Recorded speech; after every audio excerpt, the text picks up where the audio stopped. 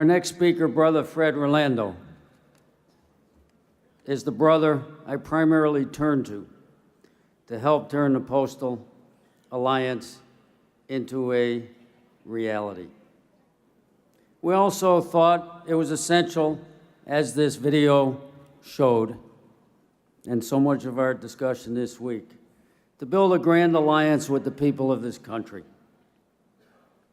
And again, Brother Fred Rolando was not only open and receptive, but you may not know that the NALC and the APW jointly fund the Grand Alliance. Both have representatives on its steering committee and actively worked on these 5 field hearings around the country.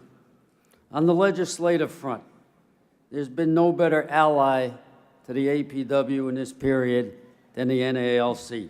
We have had joint legislative efforts, met with each other, met with key congressional players, and continue to meet, and have had a long series of continuing meetings with the Postmaster General and her staff to see if we can come to some kind of positive and productive legislative solution that takes care of the pre-funding crisis, takes care of the pricing crisis, without attacking the infrastructure of this wonderful institution and without attacking the workers.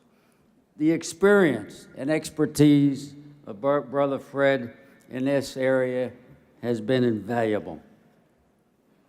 I mentioned to you in my State of the Union, when we went to that bargaining table on the first day, Brother Fred Rolando sat by our side at the table in a show of unity and solidarity with the American Postal Workers Union, understanding that the better we did, the better the NALC would do, and vice versa. We greatly appreciate that. And while he may get tired of it, it's a two-way street. We call each other on the weekends, we call each other at night, we ask for advice, we give advice, and that is invaluable. And I'll give you a couple of examples. During the negotiations preparation, we were knowing that the NLC had had some good success at memorandum against subcontracting of delivery work. We asked them for a briefing on how they got there, how they're keeping it, how they approached it. They not only willingly did that, they brought their people to our office and gave us an hour or two presentation on that we were able to certainly learn from them. The NALC is in support of the Staples boycott, and at their last convention in 2014, took to the streets protesting in front of a Staples store. We have, when Fred introduced me last week, he said something that I absolutely agree with. That now is a time we have to work closer together than ever. Where we have differences, we deal with them, but we stay united on the big issues because we have so much more in common. Brother Rolando started his career in this good state of Florida, in Sarasota, Miami. He said he got active in the union because of the antagonistic way management treated letter carriers. Became a national officer in 2002. 2006 was elected vice president, and in 2009 was sworn in as the 18th president of the National Association of Letter Carriers. He followed the retirement at that point of Brother Bill Young, and in 2010, Brother Rolando was elected president by acclamation at their convention in Anaheim, California. On top of everything I've raised, sisters and brothers, he's one hell of a funny guy with a great sense of humor. I've been known to be a little intense at times, and at times I've appreciated his calming influence, and with always a smile, sometimes a joke, and that good sense of humor. It is my great honor and great joy to introduce my friend and trusted ally in the struggle to save the public postal service, in a struggle we all have together, the President of the National Association of Letter Carriers, Brother Fred Rolando.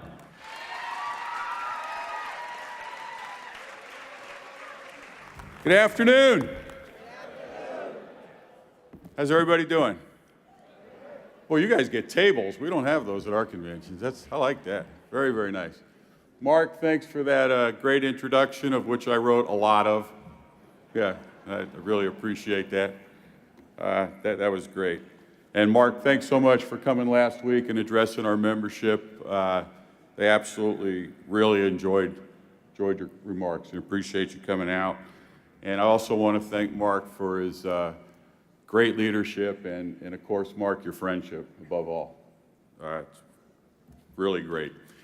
I want to start out by, I guess, talking about how similar our unions are. You know, we have in the NALC, we have one craft. Obviously, in APWU, you have several crafts, but as it is, we're really all under one umbrella with a very common mission that we have to deal with. Because we have to make sure, number one, that the United States Postal Service exists and that it succeeds. Now, I know that we spend a lot of resources on the different things that we do. Obviously, once we have a postal service, we want to make sure we organize our membership to have a strong union. Then we want to negotiate a strong collective bargaining agreement. And then we spend the next 2, 3, 4 years monitoring that collective bargaining agreement. That's what we do, right? But keep in mind that without the survival of the Postal Service, all those other things don't mean anything. Organizing, collective bargaining, monitoring the agreement, if we don't have a Postal Service. And we've spent a lot of time, Mark and I, as he mentioned, with the other union presidents. We spent many hours together on things like legislation, on things like collective bargaining. We've worked very close on some of the initiatives that Mark has taken in terms of the Postal Alliance, in terms of the Grand Alliance, in terms of the Coalition on Postal Banking. So when it comes to all these things and the legislative survival, we are truly one union. That's the way I look at it.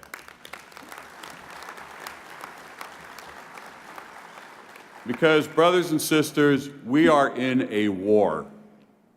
We are truly in a war. Not just certain individuals that are after us, but we're at war with an ideology in this country that want to destroy the United States Postal Service as we know it today. That ideology exists in the media, it exists in the Congress, it exists in corporate America, hell, it exists with some of the previous management of the Postal Service. And this isn't something that's new. This ideology has been around for many, many years. But for many years, it was almost impossible for that ideology to be successful and to change the Postal Service as we know it, because we were constantly growing in terms of deliveries and in terms of mail volume and things like that, to the point where, you know, an idiot could run the Postal Service, as evidenced by, well, some of the people that have in the past. So unfortunately, what we find is that we have to engage in legislation and politics in order to survive. We don't have a choice. It's something we have to do. Now, if you look at the Postal Service, it consists of pretty much an administrative, a regulatory, and a watchdog type component that runs the company. And they're all subject to appointment by the White House and the Congress of the United States. That says a lot. The executive leadership of the Postal Service, you've got the Board of Governors and the 6 to 8 people in the executive leadership. They kind of do the administrative piece. You got the Postal Regulatory Commission that does the regulatory piece, and you got the OIG, which is the watchdog. And I'll get back to those in a couple of minutes. Actually, about an hour and a half. I got a few more pages here. But if you look at the strategy of those that would like to destroy the Postal Service as we know it, the first major blow, as you know, came in 2006 because with the Postal Accountability Enhancement Act in 2006, it opened the door and gave those that would like to destroy us an opportunity to do so, at least legislatively. Because two things happened with that law. The first thing that happened, as you know, is overnight, on paper, they manufactured a $100 billion debt to the post office. Overnight, on paper. You got to pre-fund retiree health benefits for the next, at the time, it was 92 years. Number one. Number two, there was a pricing piece that is important to talk about. Pricing and adjusting rates was always a major ordeal through the Postal Regulatory Commission because, you know, the mailers wanted to keep it down and they'd go back and forth and hire lawyers. It would take months and months and months to debate what the rates would be. So in that law, they wanted to fix that also. So what the Senate wanted to do was they wanted to just have some kind of cap, and what the House wanted to do is they wanted to come up with a whole new system. And part of that law was to compromise and have a cap over the next few years, for 10 years, and then at the end of 10 years, come up with a whole new rate system. Now that law was in 2006, it's now 10 years later, so that's one of the things that came out of that law is we are now poised to see the PRC come up with a whole new rate system. On the pre-funding side, putting that $100 billion debt on paper, all of a sudden the Postal Service had to take all their borrowing authority, all their savings, all their cash, and that's all the red ink that we read about, is that money that has to go into that pre-funding account. It's a manufactured crisis. But what happened is it kind of created a perfect storm for the people that want to destroy us. Because at the same time, we saw the diversion to the internet. We saw the drop in the first-class mail and those revenues, right? And we had the worst recession in 80 years. You put all that together, it gave them this door. So we started seeing legislation introduced that didn't address the manufactured crisis because they created it. What it did was it attacked the networks and it attacked the employees instead of dealing it. So why would they want to do that? Why do they want to attack the networks, and why do they want to attack the employees? Well, it's simple. Like I said, all the red ink you read about is manufactured. The Postal Service, for the last 3 or 4 years now, is making money. They're bringing in more money from the sale of stamps than they are spending processing and delivering the mail. And they're doing so because of the boom in e-commerce. You've got this competition of e-commerce now between the Amazons and the Walmarts and the eBays and the Googles and the major department stores. And the one thing they have in common as they compete with each other is they need our networks. And one of the valuable things about our networks, obviously, is us, is the employees. The most trusted employees in the federal government for how many years in a row? These amazing networks that reach all across the country, extremely valuable. So while they've created this debt, at the same time, if they can legislatively attack the workers and the networks, they believe that they can take us down. And that's exactly what they've been doing. So if you look at the legislative bills that have come out the last few years, if you look at the budgets that have been introduced, they involve plant closings, they involve consolidations, attacks on service standards, attacking 6-day delivery, attacking door-to-door delivery. That's the network side. On the employee side, what do they want to do? They want to change health benefits, as we know it, for active and retired employees. They want to change the retirement benefits. They want to do away with collective bargaining. These are the attacks. They want to attack injured workers. That's another big one that they love to do, is attack injured workers. And we've done a pretty good job. All of our unions have done a pretty good job of playing defense all these years against these attacks, because that's what we've had to do to survive. And keep in mind, having no bill is better than having a bad bill. And that's the strategy that we've taken as we've moved forward.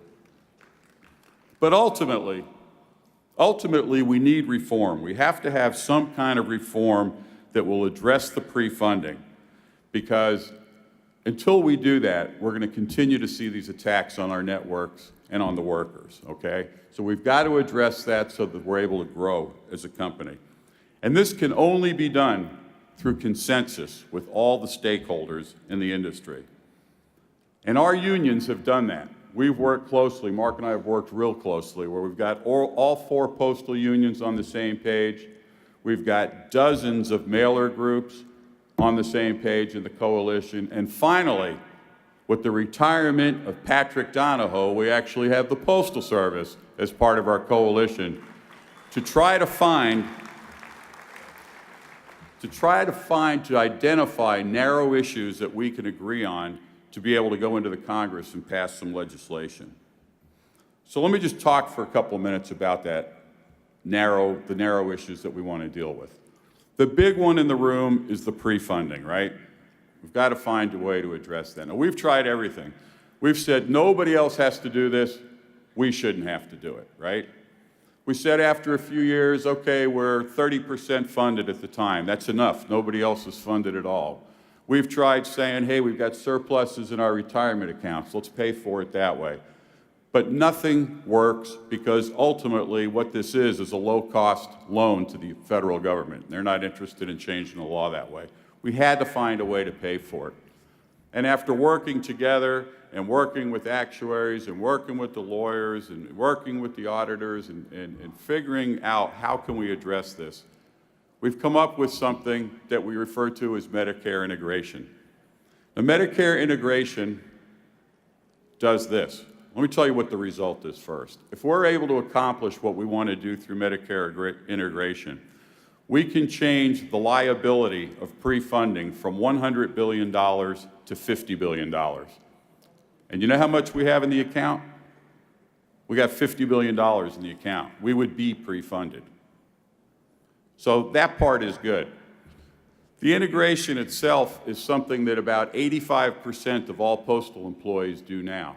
What that means is when they turn 65 and they're eligible for Part A and Part B of Medicare, 85% of our retirees take the Medicare. And essentially what that means is you never pay another dime for your health insurance. You don't have any co-pays.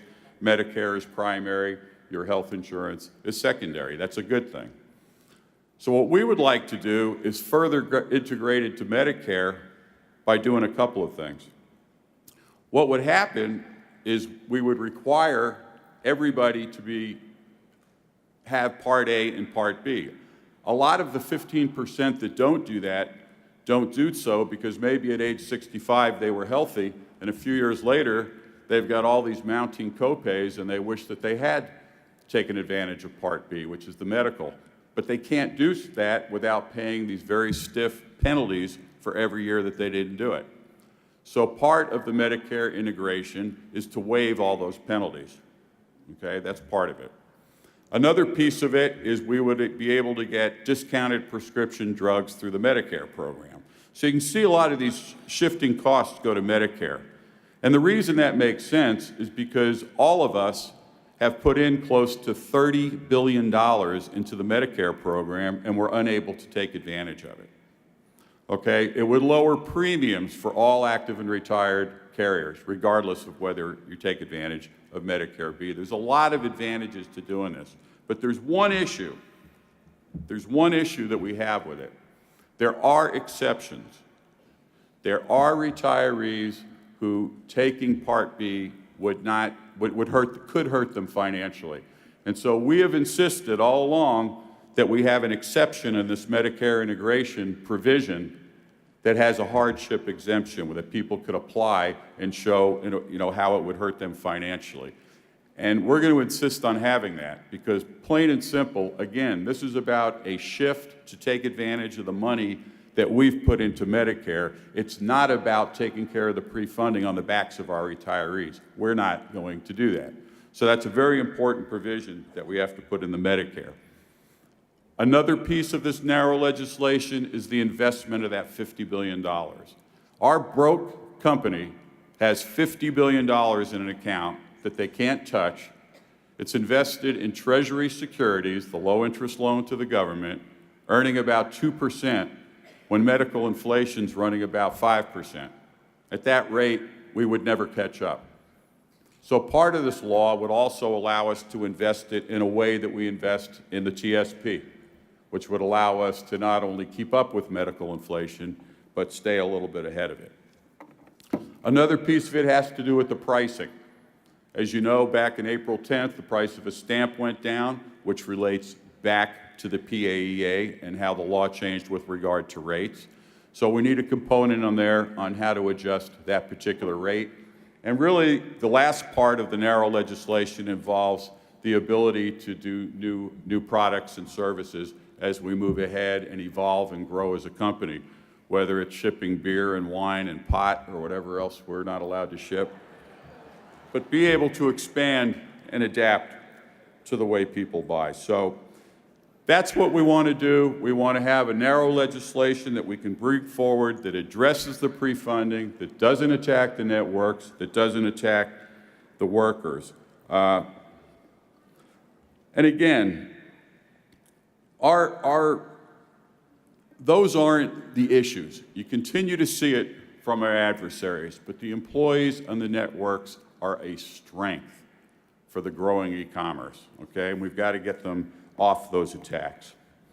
So the key to this is to keep our coalition. It's a very fragile coalition with the mailers, with the post office, even with the unions. You know, we have our meetings, things go well, people walk out, we get pissed off. I mean, that happens, but the key is to maintain this coalition. Don't let them try to divide us in the Congress, and wait for the right legislation at the right time when we can pass something. In the Senate, we've got a chairman named Ron Johnson, whose solution to the Postal Service is to have them declare bankruptcy and cancel all the collective bargaining agreements. Okay? So we're close, just not quite there with him. So maybe the timing isn't just right on the Senate. On the House, they just passed a bill out of the committee, and in the Senate bill, of course, attacks the injured workers too. So nothing's going to happen there until they fix that. On the House side, they've got a lot of the components that we want in there, but they don't have that hardship exception we're talking about for the Medicare integration, and they want to take away all door-to-door delivery, which is a step backwards as far as growing our business and that relationship with our customers. So that's what we're dealing with. Again, we can't let it break up the coalition. We'll be patient. We'll wait. When the timing's right, we have a coalition, we have a bill, we will hopefully be able to put it together. But with the dysfunctional Congress and with their calendar looking at the rest of the year in an election year, I wouldn't hold your breath on getting postal legislation this year. But again, keep in mind, no bill is better than a bad bill. So it becomes increasingly important to consider this: who we put in the White House. The White House can do all kinds of things for postal issues, involved of executive orders, policies of the OMB, policies in the OPM. They appoint the Board of Governors, they appoint the PRC. The Board of Governors, in turn, is going to appoint the PMG and the OIG. So it's pretty important that we have somebody in the White House that will work with us. Obviously, the leadership in the House and Senate is equally important. They're the ones that are responsible with the White House for putting a Board of Governors in place. Now, for years, this Board of Governors, this 9-member Board of Governors, has been pretty much political appointees. Okay, they didn't have much to do because the business kind of ran on its own. We can't have that anymore. We've got to have a Board of Governors now that has a vision, that is able to adapt, that is able to expand the business and grow the business. We need a totally different Board of Governors than what we've had in the past. The current nominees for the Board of Governors do not meet that plateau. And just like legislation, no governors is better than bad governors. We're down to one. In December, we will have none. And if that's what we have to live with until we can get some decent nominees, that's what we will do. But again, who's in the White House, who's in the Congress becomes extremely important. So the bottom line is the grassroots involvement, and that's kind of the message I wanted to get out to you today. Politics and legislation, to me personally, is very distasteful. I don't like it, but as Mark will tell you, it's something we have to spend a whole lot of our time on because, again, the company goes down, everything else we do doesn't matter. So it's important that whatever PAC you have, that you educate, the brothers and sisters that you work with. I know you all get it because you're here, so that they understand the war that we're in and why a PAC exists and why we have to have money to be a player in this political system. It's the system we have. Same with the activism and the ability to, contact members of Congress when we need to do so. What becomes tricky is when you have a union the size of yours or the size of mine, because you have members all across that political spectrum, right? From the far left to the far right. But remember something, that's a strength, because in the Congress, where we need the support to stop bad legislation and move good legislation, you have that same political spectrum from the far left to the far right. So it's a strength within your membership to get everybody involved, as long as the reason they vote, the reason they get involved in politics and legislation is because of their jobs. Now, not everybody does that on the basis of their jobs. Some of our members, just like many Americans, make those types of decisions based on different social, political, religious issues that have nothing to do with their jobs. But I feel that our jobs as union leaders is to let our membership at least know, if you make those type of decisions based on your job and your benefits and so forth, here's the people that will support us, and here's where we got to use our complete political spectrum to get out and make sure that we get the right people elected. How much time I got left? About an hour? Oh. I just remember when Mark was speaking at my convention, I asked him if I had to wear a suit, and he said yes. I just remembered that. I'm sorry.